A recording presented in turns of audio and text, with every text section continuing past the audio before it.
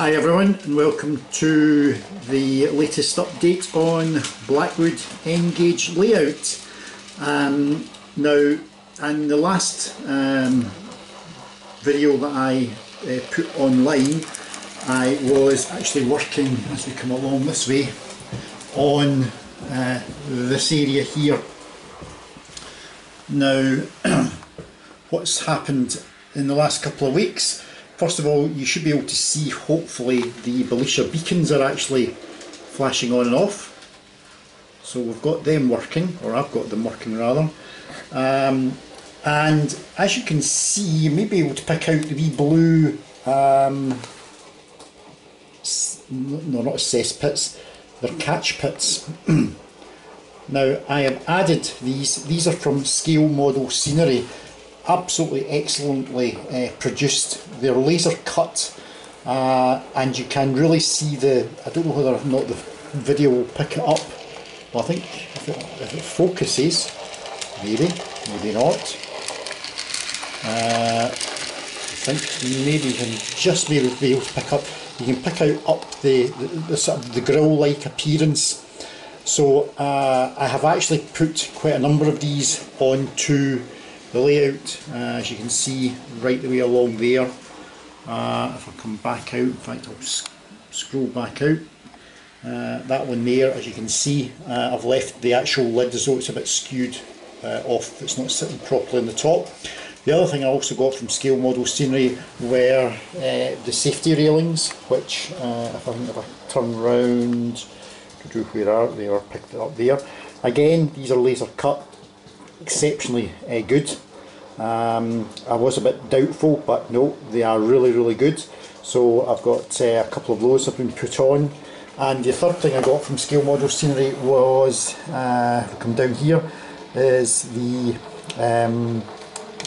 relay boxes. Not the relay boxes themselves, those are just, I think they're Pico or ratio, in fact, sorry, the ratio relay boxes.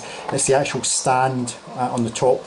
Now I have to say that was extremely fiddly to try and build. The one thing I've not put on are the steps. The steps, although I followed the instructions, I really didn't think the steps looked right.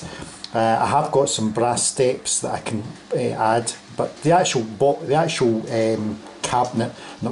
actual platform itself is absolutely fine. The other thing that I was going to be doing was this bit of track here was going to be relayed. That's the bit just in front of the signal box.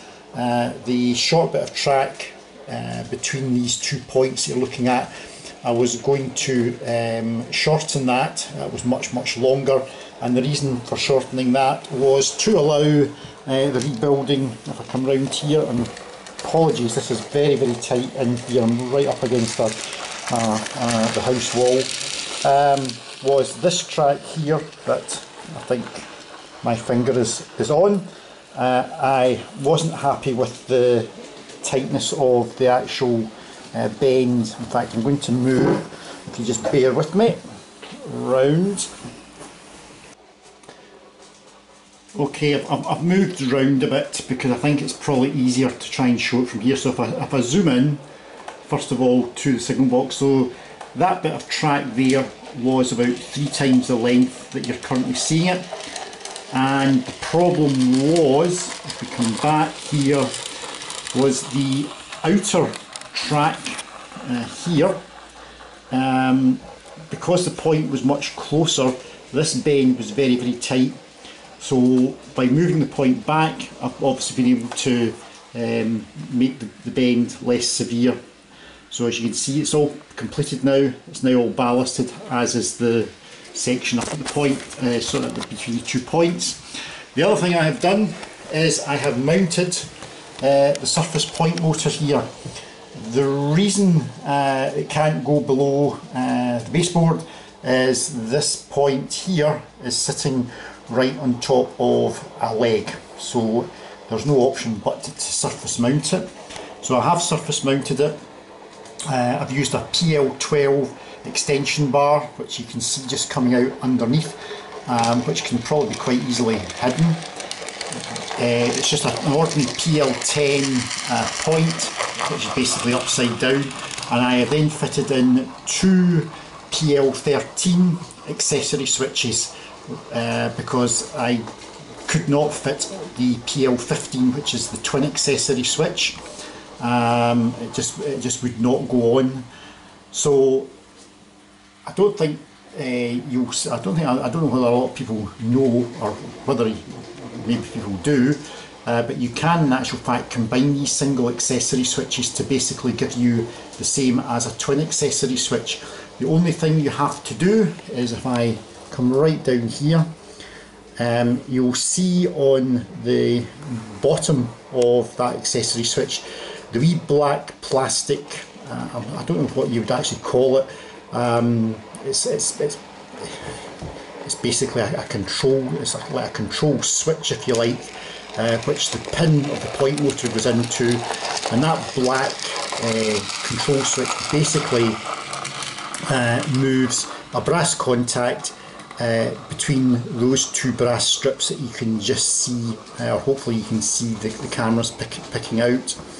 So in order to combine two of these, all you simply have to do is remove the base that I'm looking at, or the camera's looking at just now, remove the wee black pin, and you can then glue that single accessory switch onto the bottom of another accessory switch, and the black pin, if you like, or control button, the black button in the bottom one will in actual fact move both contacts. So I've got this wired up, so on the top one where the yellow wire, that's the power coming in for the panel lights, and then we've got the two lights going, or two wires going out and blue wires going out on the other side.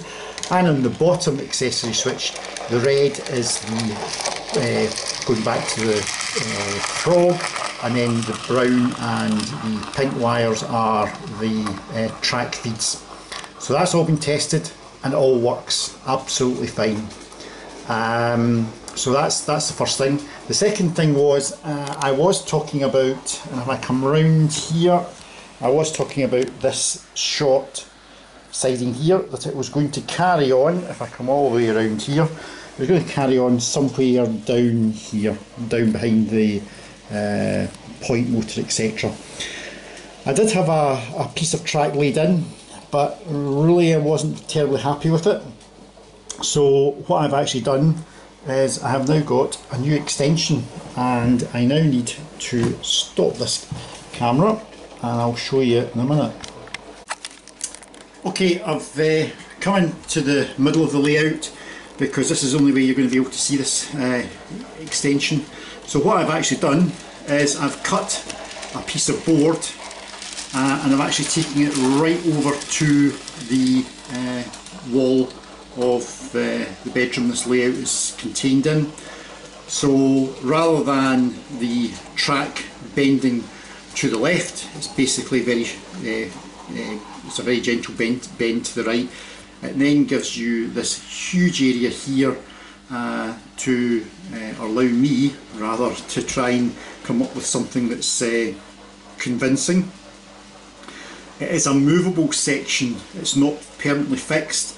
It does have power to it. There are two small pins underneath the board which just plug in to give track power.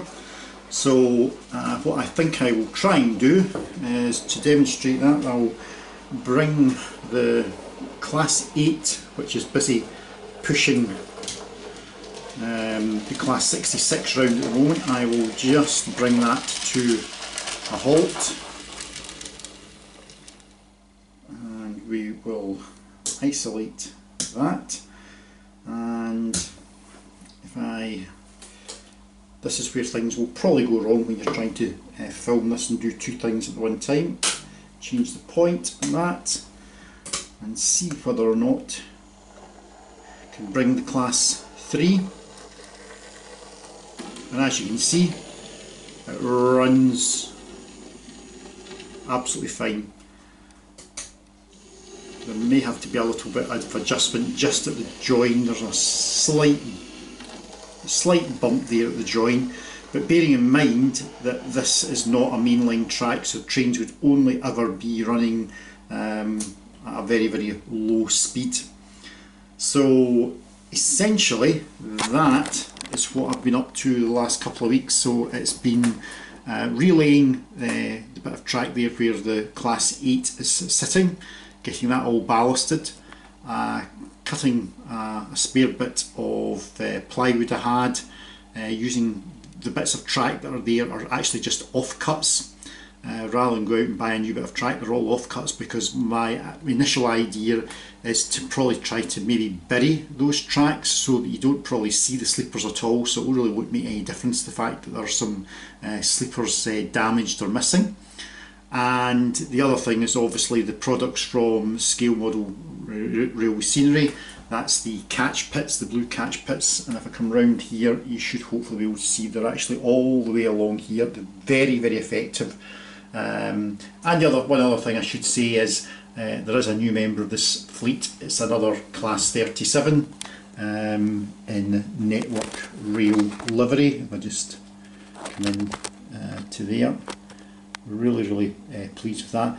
In fact, if you actually look, you'll see even down there, if I come back, it decides to focus. Typical, it's not wanting to focus.